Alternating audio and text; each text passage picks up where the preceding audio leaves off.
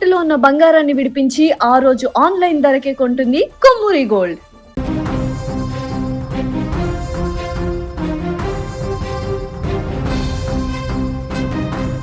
ఒక్కొక్క రూపాయి కూడబెట్టుకొని రెయ్యింబవళ్ళు రెక్కలు ముక్కలు చేసుకొని నిర్మించుకున్న జీవితాలు కేవలం ఒక్క రాత్రిలో కొన్ని గంటల వ్యవధిలోనే బూడిద కుప్పగా మారిపోతాయని ఆ అభాగ్యులు ఊహించలేదు. ప్రముఖ పుణ్యక్షేత్రం కోనసీమ జిల్లా ద్రాక్షారామంలో అర్ధరాత్రి వేళ కాలం అగ్ని రూపంలో కాటేసింది. ఎటు చూసిన కాలిపోయిన దుకాణాలు, సర్వం కోల్పోయి గుండె లభోదీపమంటున్న వ్యాపారుల ఆర్తనాదాలు. నిన్నటి వరకు కోలాహలంగా ఉన్న మార్కెట్ నేడు శ్మశానాన్ని తలపించింది. రామచంద్రాపురం నియోజకవర్గంలోని ద్రాక్షారామం మార్కెట్ అంటే చుట్టుపక్కల ఉన్న పదుల సంఖ్యలో పల్లెల ప్రజలకు ఒక పెద్ద జీవనాధారం. నిత్యం వేలాది మందితో వ్యాపార లావాదేవీలతో ఎంతో రద్దీగా ఉండేటువంటి ప్రాంతం అది.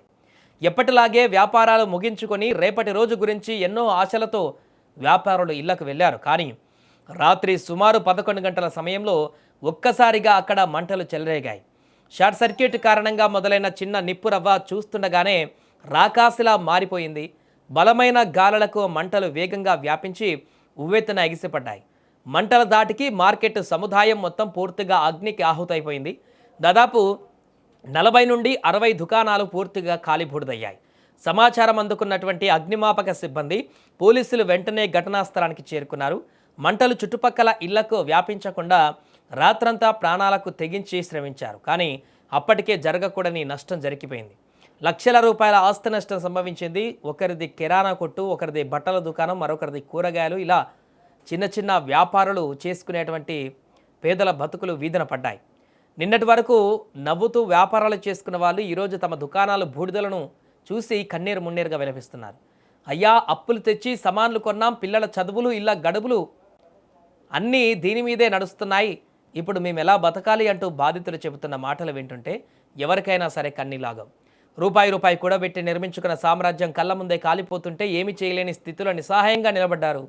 ఈ అగ్ని ప్రమాదం కేవలం దుకాణాలకు మాత్రమే కాల్చలేదు, ఆయా కుటుంబ ఆశలను, భవిష్యత్తును బుగ్గిపాలు చేసింది.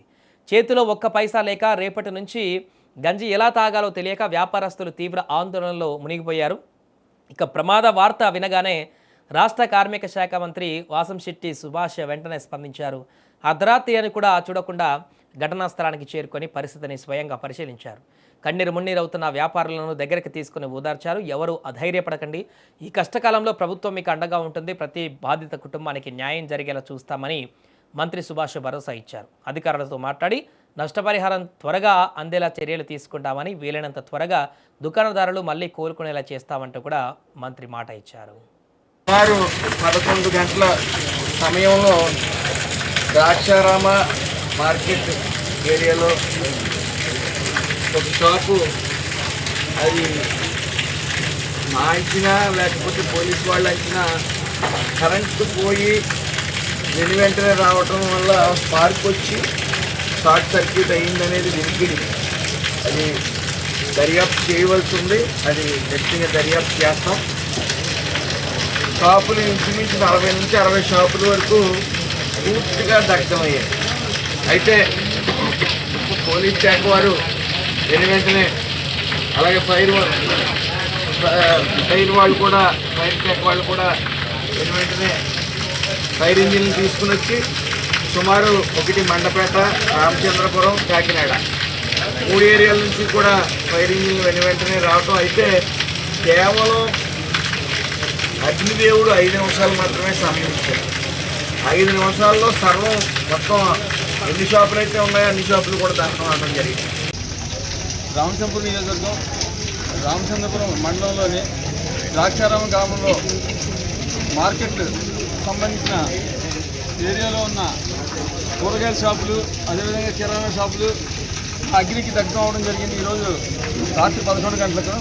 ఇది బహుశా షార్ట్ సర్క్యూట్ వల్ల అయి ఉండొచ్చని చెప్పేసి అనుకుంటున్నాం. దీని మీద మా మంత్రి గారు ఎస్ఐ గారిని కూడా పూర్తి దర్యాప్తు చేయమని చెప్పేసి కూడా పోలీస్ డిపార్ట్మెంట్కి ఆదేశాలు ఇవ్వడం జరిగింది. అంతేకాకుండా నష్టపోయిన వారికి ఆ నష్టపరిహారంగా ప్రభుత్వం నుంచి కానీ, స్వచ్ఛంద సంస్థల నుంచి కానీ, అదేవిధంగా ఆయన కానీ సొంతంగా ఆయన కూడా అమౌంట్ ఇచ్చి వీళ్ళంతా ఆదుకుంటామని చెప్పేసి హామీ ఇవ్వడం కూడా జరిగింది. ఎవరు కూడా దీనివల్ల నష్టపోయిన ప్రతి ఒక్కరు కూడా డీలా పడకుండా ధైర్యంగా ఉండమని వాళ్ళందరికీ కూడా భేదాస్థితిలో ఇంతకుముందు ఎలా జీవనోపాధికి కొనసాగించేవారు ఆ స్థాయికి వచ్చే వరకు కూడా అందరూ కూడా కృషి చేస్తామని చెప్పేసి అందరూ కూడా దీన్ని పరిగణలోకి తీసుకుని జాగ్రత్తగా ఉండమని ఎవరు కూడా తొందరపాటు చర్యలు తీసుకోవద్దని చెప్పేసి అందరినీ కోరుకుంటూ ఈ